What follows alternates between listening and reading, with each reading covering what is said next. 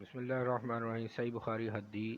صحیح بخاری کتاب الحیض، حیض سے متعلق احکام و مسائل۔ صحیح بخاری حدیث نمبر 294۔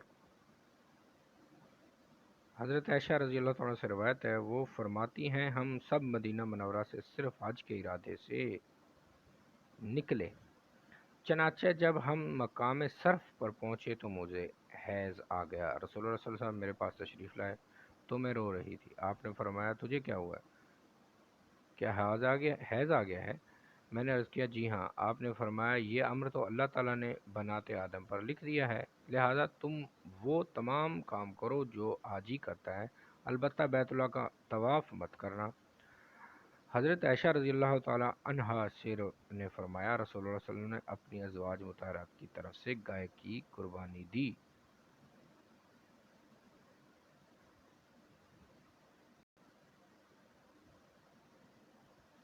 صحیح بخاری حدیث نمبر 294۔